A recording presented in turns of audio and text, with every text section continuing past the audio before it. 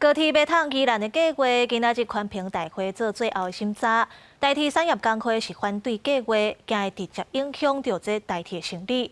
那宜兰代理馆长林茂生嘛有出席，伊呼吁宽屏爱紧过关，让宜兰人有高铁通坐。反对高铁延伸到宜兰的代表大声喊口号，伊强调讲，若坚持推动，会造成高铁甲台铁相似。监督人员指出，报告内底讲会当省旅行的时间，煞无要以搬车甲单车的时间。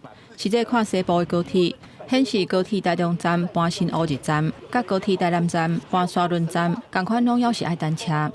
转乘跟候车时间，怎么可能去造成那个节省旅行时间的24%的这样子一个经济效益呢？这个完全是谎言，是骗人的哦。台铁产业工会代表嘛质疑讲，敢真正有必要放弃目前台铁直头的规划，开3000多亿的税金，才会当达到高效率的路网，嘛更加烦恼高铁会冲击到台铁的营运。高铁成案以后，是直接冲击我们公司，在全岛铁路经营上重要的一环，也将会是交通部乃至中央政府放弃继续推动我们公司化重要的表态。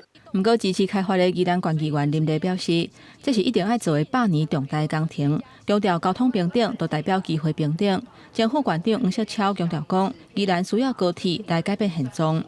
打开区域，贯穿全台的一个最好的一个公共的一个运输的工具，因为它便利、它舒适、它安全、它准时。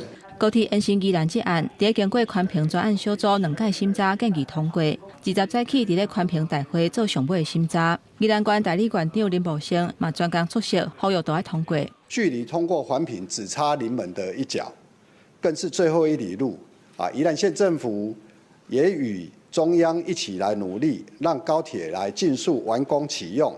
这个案件早起还搁伫审查当中，登记发言的民众差不多有30位，发言了后，再搁由宽屏委员来提问。也若开发单位回应讲，上尾会进入无公开讨论的阶段，来决定审查敢是会通过。记者综合报道。